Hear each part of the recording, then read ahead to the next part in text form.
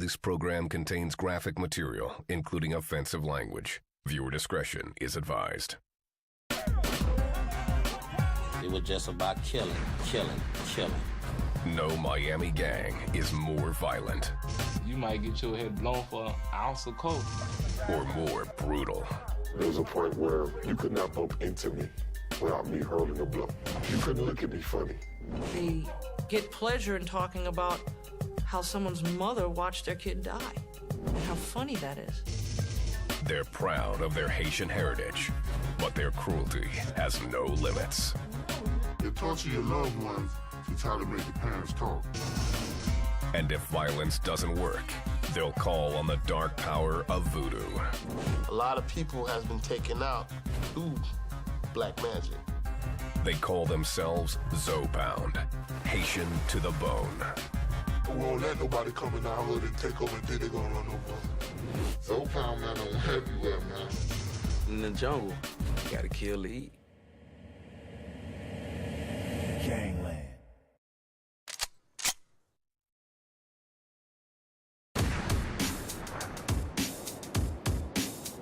Miami. This South Florida city is famous for its Latin flavor, Art Deco buildings, and endless nightlife.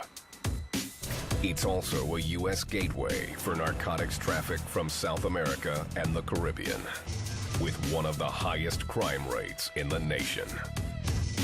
Since the 1980s, much of Miami's violence has centered in Little Haiti, a poor neighborhood 3 miles north of downtown.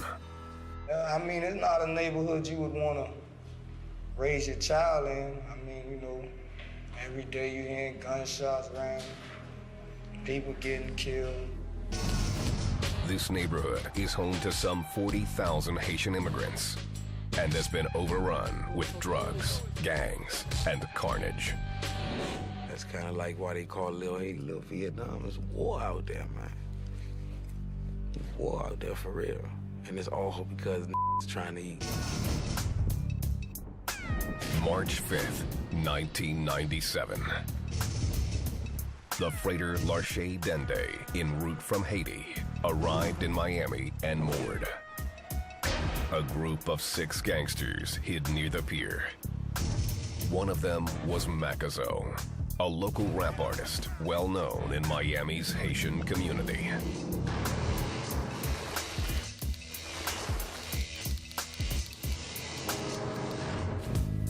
He was also known to be a leader of one of Miami's most feared gangs, Zoe Pound. He's a little dude. He's about 5'8", but he's standing every bit of 6'7", 6'9". It's his heart. Ain't nobody messing with Mac. In the dark hours of the night, Macazo and 5 other members of Zoe Pound ambushed the crew and forced them to the back of the freighter. They brutally beat and robbed the sailors. One man was pistol whipped into a bloody pulp. Robbing the ship's crew wasn't the gang's ultimate goal. Zoe Pound's target was cargo they believed was hidden deep within the ship's hull. Better than robbing a bank. I'm not talking $2,000. We talking about units. If torture was necessary to get what we came to retrieve, we did what was ever necessary. Remember, we wasn't coming for, a couple of $1,000 worth of coke. We was coming for a couple of million. Zoe Pound is a secretive gang known for this type of piracy, home invasions, torture, and murder. When it don't stop till the casket drop, it's like we don't stop hustling till we die, man. It's something that we believe in. This Zoe Pound member, Blind, has been in a gang since 1987.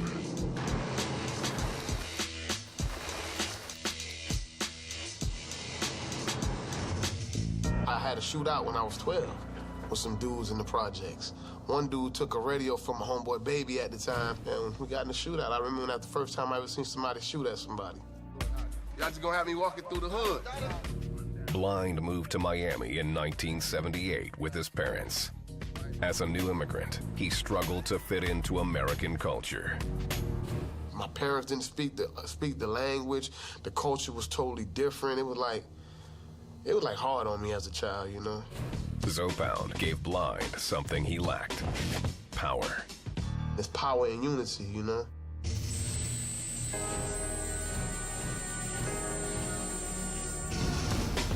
There's also power in secrecy. Zoe Pound is mysterious by nature. Most members won't admit to being part of a gang and claim to be a movement promoting Haitian pride. Call it what you want. You know, everybody, it's just a form of identity. That's how they identify it as, whatever. But there's no truth to that. You know what I'm saying? They label us a gang for coming together for something positive, for a movement to help the people. I mean, I know where I stand. I know I'm not a part of no gang. 33-year-old Macazo is thought to be a leader in Zoe Pound. He says that's only partly true. And I won't say Zoe Pound has no leader, because really all of us are leaders. We all are leaders in our own way. Macazo moved to Miami with his immigrant parents in 1976. Since he was 16, he's been in trouble with the law. Macazo has been charged with crimes ranging from drug possession to armed robbery and attempted murder. Well, I mean, I had my brush in with the law, but, you know, I ain't no saint or nothing like that, but, you know, I'm just on another level. Local authorities say that the gang uses its code of secrecy to cover its illegal activities. If they feel like they've been investigated or looked at, they'll change their names. Not like you get in California, New York, where once you're part of this gang, you're in that gang for life. Their secret culture means even the gang members have conflicting stories about the meaning of Zoe Pound's name. Kenny K, a Zoe Pound member who grew up in Little Haiti, says it's about ethnic pride. The word Zoe, you know, it was a slang in our hood for Haitians. Zoe in Creole really mean bone. They were saying we had hard bones. You know that. So we took that, being proud to be Haitian. Jean is one of Zoe Pound's founders and gives a more explicit definition. And excuse my vernacular, but if you're called Zoe, then you're called the Haitian big tough. You got Haitians with a pound of drugs, and that's how you got Zoe Pound. Jean asked to have his identity concealed. The son of Haitian immigrants, he says he started Zoe Pound in 1990. Unlike other members, he denies that it's anything other than a criminal organization. That was not no Haitian movement. It was a lick.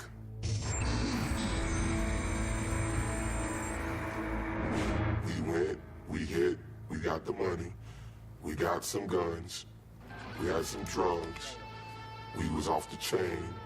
You want to call it a movement? What we did? We just was trying to get paid. Zoe Pound developed a ruthless reputation over the years. Their specialty became a new form of piracy. Haitian ships were sometimes known to smuggle large quantities of Colombian narcotics, including cocaine and heroin, into Miami. Their gateway was the Miami River, a winding 6-mile stretch that runs out of the Everglades, southeast through the city, into Biscayne Bay. The Port of Miami is at the mouth of the river. Its narrow inlets make it easy for smugglers to travel upstream and slip virtually unnoticed into any of the hundreds of private docks. These smugglers worked hard to conceal their shipments in order to stay a step ahead of U.S. Customs. They put it in the boats and well it and like that. You're talking about hundreds of thousands of dollars in cocaine. Some local Haitian dock workers were part of the smuggling rings and were willing to tip off Zoe Pound for a price. You got the old Haitian man, we call him the Haitian Poppy. He tell you what's going on, he give you the format, you know, how to go on, how many people on there, and he even tell you specifically where it's at. You from Miami, you know Boats come in, and boats getting robbed. They getting touched.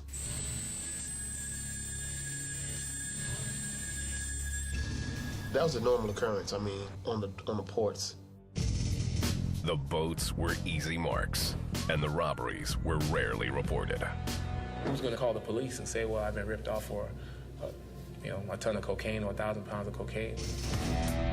In the late 1990s, Miami police realized what was going on and began to crack down.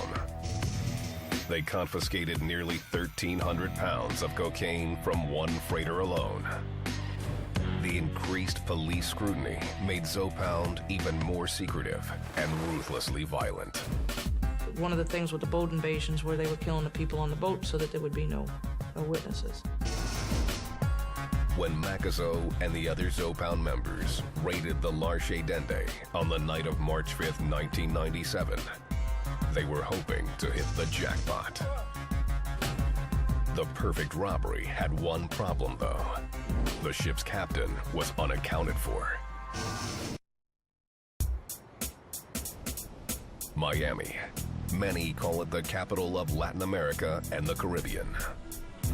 Some 100,000 Haitians call the city home. Zoe Pound, one of the city's most notorious gangs, was started by Haitian immigrants steeped in a culture of violence. There was no rules when we was dealing with, there's no rules in war. These immigrants are refugees from the poverty, disease, and repression of their native country. Haiti is the poorest country in the Western Hemisphere. Some 80% of its people live below the poverty line. Barely half its population is literate. And the national AIDS rate is the highest in the West, up to 13% in some areas. People are victims of the social and economic injustice. Anyone who talked about Haiti and say, well, they talk about the poverty that exists there. Miami's first Haitian immigrants fled in the 1970s to escape the murderous dictatorship of Francois Papadoc Duvalier. The refugees crowded onto old, unsafe boats and attempted to make the harrowing 700-mile trip from Haiti to South Florida. There were successive boatloads of refugees arriving here, fleeing the country, fleeing the brutality, fleeing the uncertainty, feeling the political repression. Those who didn't drown or weren't turned back by the U.S. Coast Guard settled mainly in the Miami metro area. They ended up in low-income neighborhoods, including what would become Little Haiti. Out of all the immigrants, I guess society pushed us to the lowest of the low. In the early 80s, most Haitian immigrants were unskilled laborers who had to work 2 or more jobs just to meet basic family needs. I mean, it was rough on them, minimum wage, struggling to keep food on the table, pay rent, sometime behind on rent. You know, it was rough. I ain't had too much money and we was living like in a little shack, you know what I'm saying? Red Eyes joined Zoe Pound while in his early teens.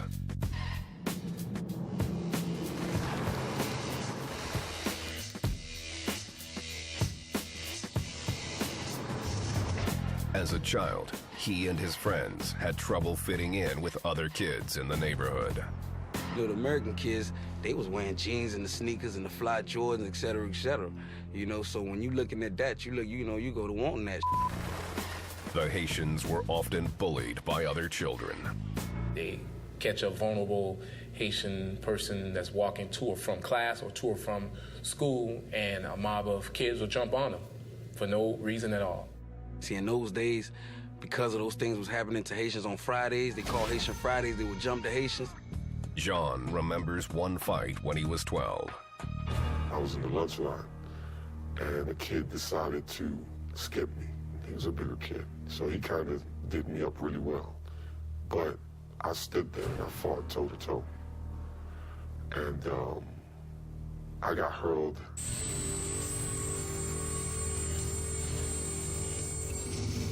I mean, I was called Haitian, stank, cat eater, everything under the sun. Jean and his friends realized they were tougher together than alone. In 1990, they formed Zoe Pound. Zoe Pound was created my 11th grade year because now you run the risk of you getting jumped. Those people put their minds together and formed a unit and said, we're not gonna go down like that. We ain't finna let these people take over us and make us no slaves. You know what I'm saying? Zoe Pound was the most powerful of many Haitian gangs that formed in Miami, all loosely organized around their neighborhoods. They called themselves cliques. Their goals were simple. Most of them, it was to get respect. To get respect and to get power and to get money. Money brings power also. You know what I'm saying? And that's what we was about, getting money. Zoe Pound figured out a surefire way to get that money. Selling narcotics. I sold crack all my life, ever since I was 11 years old. While the other young boy was trying to, in the park, playing football or baseball, I was on the streets getting money. The gang started to hang out on Northeast 56th Street and 1st. They dubbed their headquarters the White House. We right here in Little Haiti, 56th and 1st, in front of the legendary White House where we used to hustle. Like I used to tell you, you know, hustle. Sell a little weed, sell a little everything we can get our hands on, you know what I'm saying? See, when you want to come find Zoe Pound, come to the White House. You got any problem with Zoe Pound? Come to the White House. Anything that went place in Little Haiti before it went down, they had to come to the White House. Plain and simple. Believe that. We was young, fresh, swagged out. You know, we had our donks.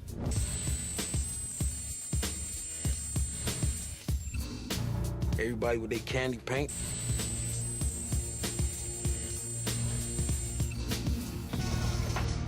In Haiti, Francois Duvalier's dictatorship had ended with a violent overthrow. By 1990, the country was a democracy and had elected a president, Jean-Bertrand Aristide. Then, in 1991, a military coup drove him out, and a second wave of Haitian immigrants flooded Miami. Many didn't speak English and had to rely on their children to translate. The person that was doing your translating were the kids. And they only told their parents what they wanted to tell them. The children soon realized they were in control. Some joined Zoe Pound, which was turning from a group of dealers and thieves into hardcore gangsters. We had muscle to do whatever we wanted to do in the hood. We was in stealing cars and change the serial number, sell them. We don't even rob banks, man. 94, 95 was when Zoe Pound then became what you would call an official, recognized gang of killers. Jean quit Zoe Pound, convinced its primary goal was no longer to make money, but to commit murder. In his mind, the force behind the change wasn't rebellion, but the gang's deepening involvement in the drug trade. We went from the weed to mixing. At the time, we called it bunk.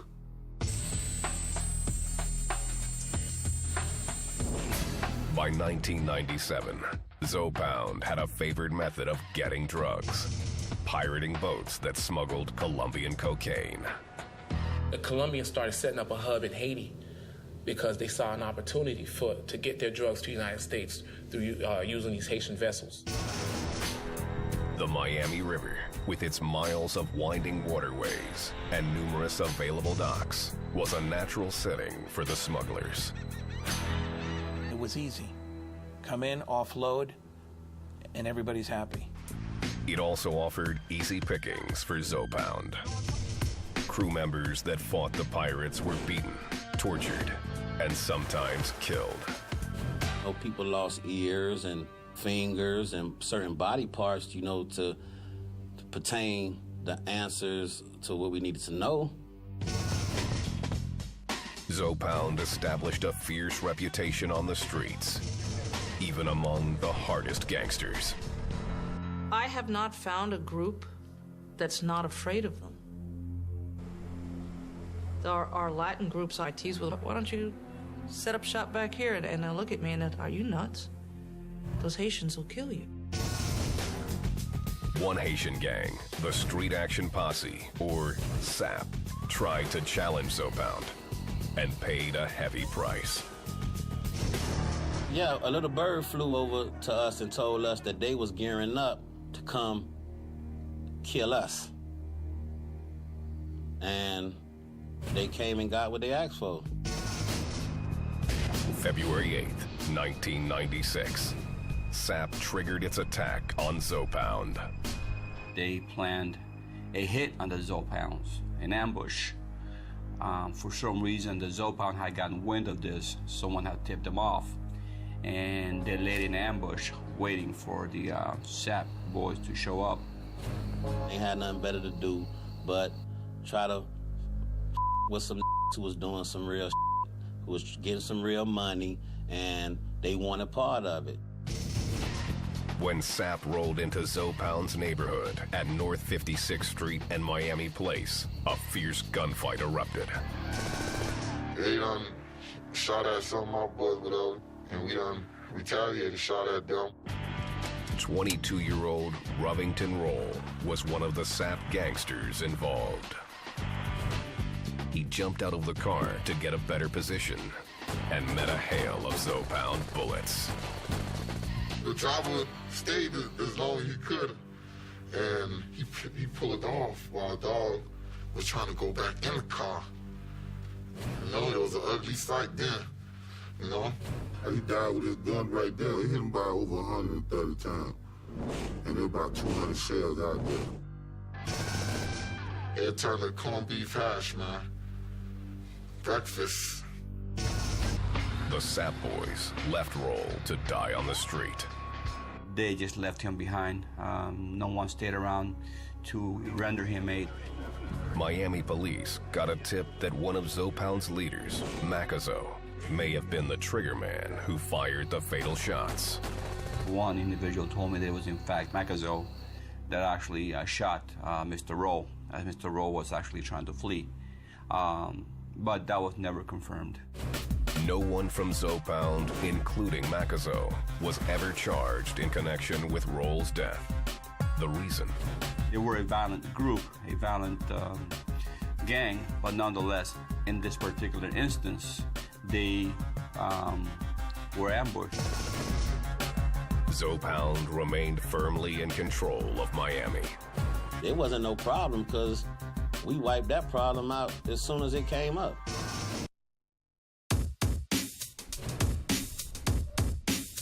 Miami, 1996. Zoe Pound, the most secretive and violent Haitian gang in the city, was operating out of its headquarters on 56th Street, or the 5-6.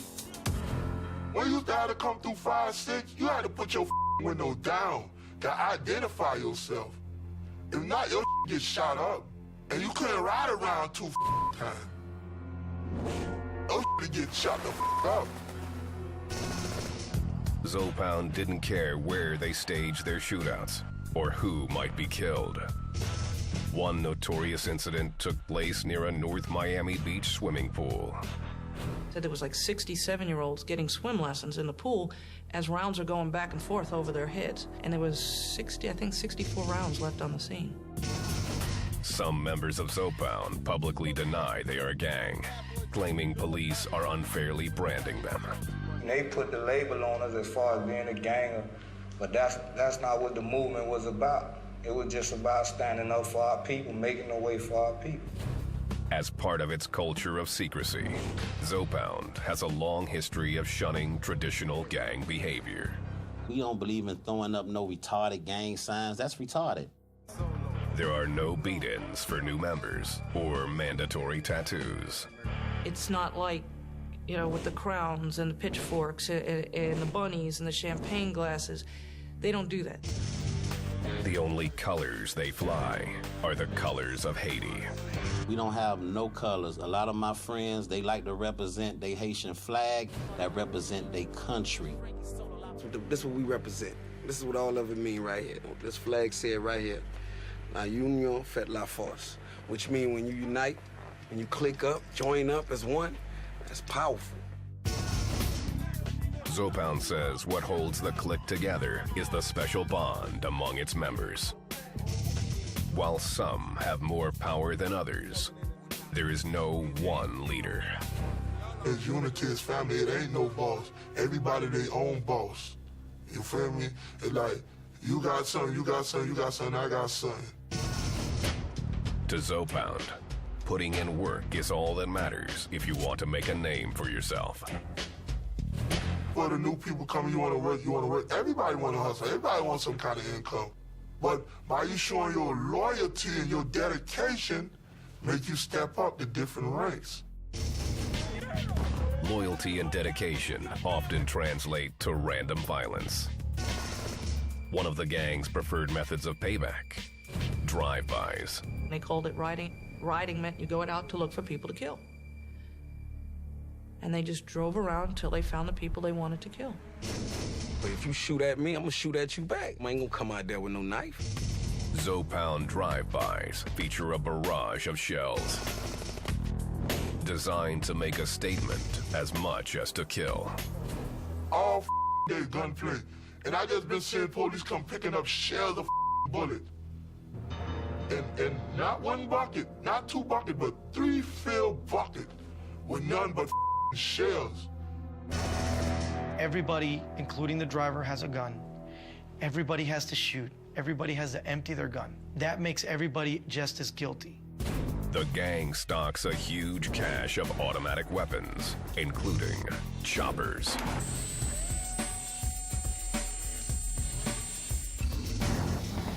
And they say the chopper, because whatever comes in the way, get chopped up.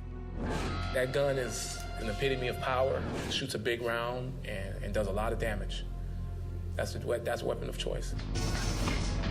Zoe Pound doesn't always simply shoot their enemies or victims. Torturing them is often more effective. They have learned that violence controls people. If you're terrified of me, I'm going to get what I want, one way or the other. Zoe Pound finds frightening new uses for common household items. People that was with me, whatever, they done plugged up the iron. You know, if you wrinkle, we'll straighten you out. You know? Get the irons heated up, and they do some up, man. They get people daughters, people kids, torture them, trying to make the mama talk, torture the mama, torture the daddy. They torture your loved ones to try to make the parents talk. Even a simple teaspoon can become a torture device.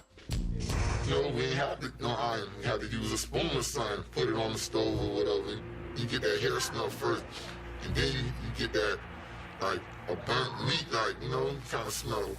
Trust me, man, I done seen killers, man, run out the room like, man, I don't want no parts of that, man. You know? These gangsters have no fear of law enforcement. You gonna put me in jail? So what?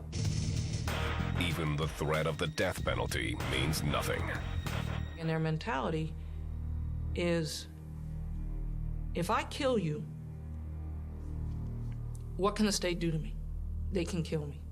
So once I've killed you, if I kill 14 more people, what can the state do to me? They can only kill me one time. Zoe Pound does fear one thing: the mysterious power of voodoo. Voodoo, which originated in Africa, is practiced widely by Haitians. Voodoo is a religion, and is a tradition, is a way of life, is a social life. The ways of voodoo often breed more violence. Yeah, they got people sell their soul to come up. 1 minute you see a mother broke, they sell their soul while they go to the witch doctor, to the voodoo lady, but they gotta bring a sacrifice, like bring a child or something and stuff like that. So you selling your soul and selling somebody else's soul for your soul.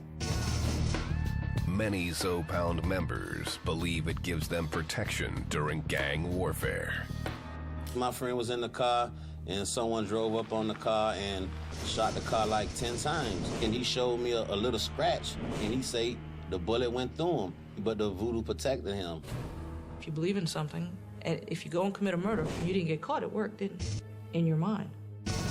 The gang's members often consult priestesses of voodoo before committing their crimes. They'll tell them, I'm gonna go kill somebody and I need the spirits to protect me and this is what I want. They'll sew them something together or they'll draw them something and they'll charge them $1,000, $2,000, $3,000 for these items. And here it is, this will protect you. Police have seen the power of voodoo work in their favor. We were interviewing a young man for a homicide, and he wouldn't confess, wouldn't talk to us. Mother came in. She was a practicing voodoo priestess. She came in with a big, giant red ruby ring, and they started rubbing it, and they said a prayer, and she said, they cannot touch you. Tell them what happened. And he went on to give us a full confession of the homicide. Needless to say, he's in jail.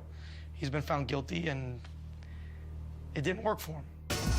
In the end, Zoe Pound respects the one thing they feel is more powerful than they are. I don't necessarily believe it, but he do. You know, so, you know, I don't with the voodoo at all. Point blank, period. It's nothing to be played with whatsoever. Miami, Florida, 1997. Zoe Pound, the city's most powerful and vicious Haitian gang, had developed a unique way of making money, robbing ships docked along the Miami River. Storming them, much like pirates, although they came by land, but they like pirates.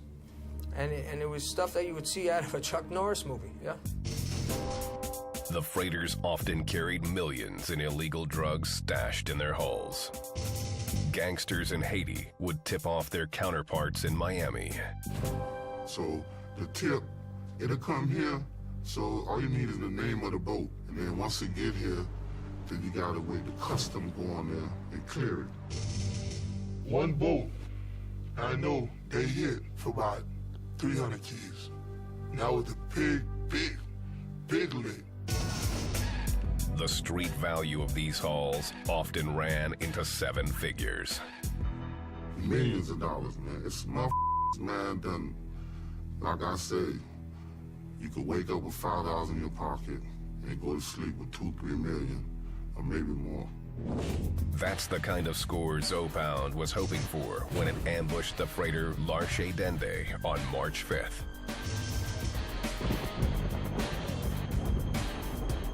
Six Zoe Pound gangsters forced their way onto the ship. According to Kenny K, they were well prepared. A few of my friends politely invited themselves on the boat, and they had blowtorches. Before turning blowtorches on the ship's hull in search of hidden drugs, Zoe Pound subdued the boat's crew, robbing and brutally beating them. In the chaos, the ship's captain jumped overboard. He swam to shore and quickly called the cops. The police came and a few of my guys got arrested, you know, had them on the news, you know, accused them of being pirates. The Miami police caught a big break that night. One of the men they arrested turned out to be one of Zoe Pound's leaders, Macazo. He was caught as he was fleeing. He caught quite a few charges from what stemmed on that boat invasion. Macazo was charged with burglary, armed robbery, and use of a deadly weapon. But even with Macazo in jail, the terror on the docks continued. These guys were violent. They won't give anything out. The only thing that they would give you is a hot piece of steel from a gun. July 14th, 1997. Pirates attacked the transport ship Vanderpool Express at a Miami dock on Northwest 30th Avenue. Miami police found 4 crew members dead on the scene. A 5th man was found alive, blood gushing from his slashed throat. He died later at a hospital. Vanderpool Express was a very ugly homicide. Miami authorities immediately suspected Zoe Pound, but there wasn't enough evidence to link the gang to the murders. There were also no witnesses. Zoe Pound became even more brazen in its efforts to steal drugs. they started a spree of home invasions. We speculated that the fact that the drugs came from the boats and it was dropped off to these stash houses, and then that's when the home invasion robberies were being done. The gang would get tipped to homes where drugs and cash were being stashed. A Haitian gang member in Haiti would get information that a person was coming to the States with money. They would contact their contact in the American Haitian gang, and they would set up a home invasion. They don't normally go into Joe Schmo's home. Most of their home invasions are not random. The targets are normally they've been staked out. This Zoe Pound member remembers a long and uncomfortable stakeout.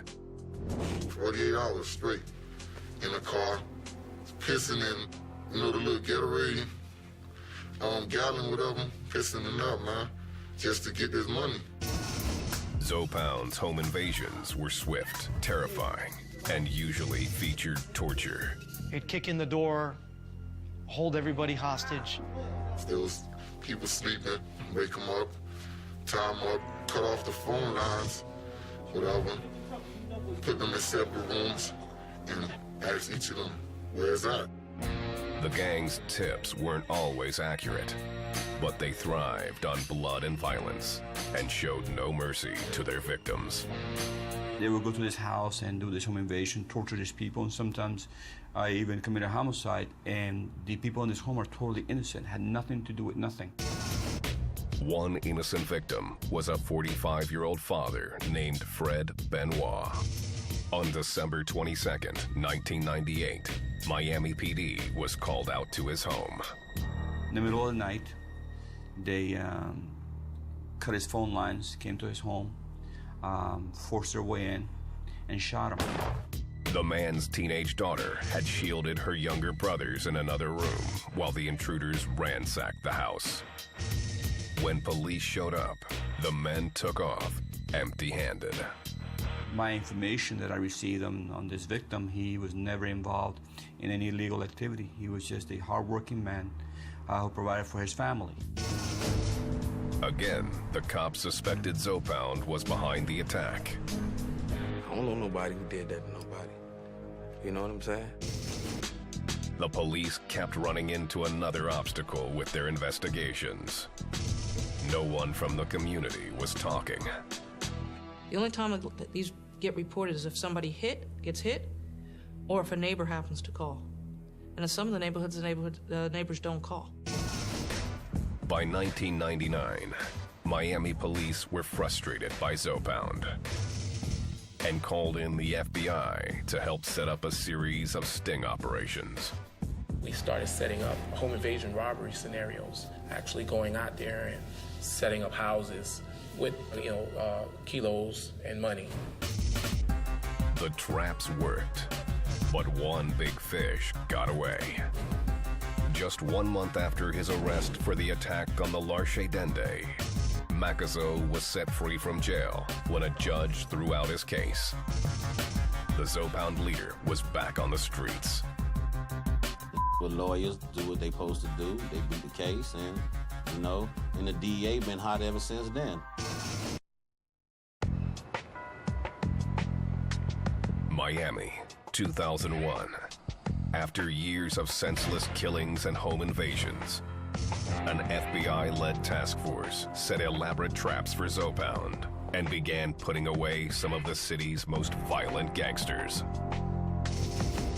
The sting operation involved federal, state, and local authorities and was dubbed Operation Riverwalk. The goal, to end the violent crimes attributed to Zoe Pound.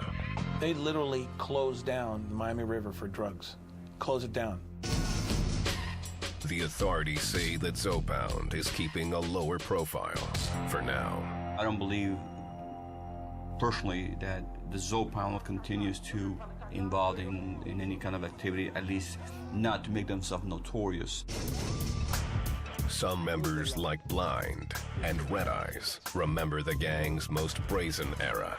Any given time in Little Haiti, man, you can find somebody dead on the corner. Sometimes you can find cars with multitudes of people in it dead, but that's what took place in the hood. Just to be out here, like, you can imagine All that from down there all the way around this corner. All the candy painted Chevys all across the street, all over here, everywhere. We was the police out here. We was the law. Today, Miami police make their presence known in troubled areas like Little Haiti. We go into the worst gang neighborhood that we know, and we just walk the neighborhoods. Drugs and guns are still very much a part of the Miami scene. We're down here in Little Haiti off of 5-8 and Northeast 2nd Court. The city had received some information that this was a drug house and that they had AK-47s. Officers don't hesitate to stop suspected gang members in Zoe Pound's stomping ground. There was a vehicle across the street over here with somebody standing outside, too, by the house. And they stopped them. When they searched them, they found cocaine and marijuana. That's what we found so far. So 2 bags of powder cocaine and a little bit of marijuana residue. With Zoe Pound keeping a lower profile, the criminal activity in Little Haiti seems to have decreased. Send me somebody, Jody. Welcome to Miami. Okay, my guy was asked to kick off his shoes. When we did, we noticed a little something in the shoes. I guess this is why my guy, jumps high and runs faster, because the shoes will get you higher. This type of aggressive law enforcement may have lessened Zoe Pound's dominance of Miami. But that doesn't mean the gang is no longer a threat. It's still suspected that they are maintaining the importing and exporting of narcotics that they always have. Zoe Pound has expanded outside of Miami into other parts of Florida and beyond. They shifted north, by and large. And we just have to keep an eye out and an ear open for the fact if they start mobilizing again and start picking up back in the city. Mickey's not safe anymore. Mickey Mouse, they're taking up over Orlando. My guys are getting arrested in Georgia, in Alabama, in New York. They go where their business takes them. No, y'all saw that YouTube. I told you, Zoe Pound ain't local. We nationwide. The gang's founders also say Zoe Pound has expanded to more legitimate pursuits, including music. Got a hot new album coming out pretty soon. Look forward to that. My chain glow like a red-nosed reindeer. I can poke rosé on the floor. Ain't a thing here. Red Eyes now has a rap career and has recorded with some of the biggest stars in hip-hop, including Lil Wayne. Blind runs a music label called Zoe Pound Entertainment. We in the entertainment industry now, and we all over. We trying to do internet. We trying to do movies. We into making money now, real money, legal money. One of Zoe Pound's leaders, Macazo, has been occupied with legal issues. Though the charges associated with the Larche Dende raid were dropped, he found himself in the slammer again. This time, it was for attempted murder in a drive-by shootout just north of Little Haiti. He was convicted and sentenced to life a year later. Macazo and his lawyers are seeking a new trial. I will be back out there. Just not a lay down type. This is a situation where I gotta fight. I'm fighting for my life. His boys claim he was set up and wear Free Macazo shirts in his honor. Mac was railroaded. He's the most notable face of Zoe Pound. So that's how Mac got caught up in his situation, and that's why we have Free Macazo t-shirts, because we felt he was wrongly accused. Man out here play a big part in this music industry, trying to do positive things, and some other bullshit, they pull his name in it. It's like up how the system is, Zoe Pound members say it's just another chapter in a life that has been misunderstood. For them, the name has and always will be about pride. Streets embrace me like I claim him. I got married to the game. If it wasn't for the streets, we wouldn't be Zoe Pound. If it wasn't for the music, we wouldn't be Zoe Pound. So it was one. Like that mentality is what built us to what we are right now. To be a Zoe Pound, man, that's one of the realest things to be. One of the realest things to be.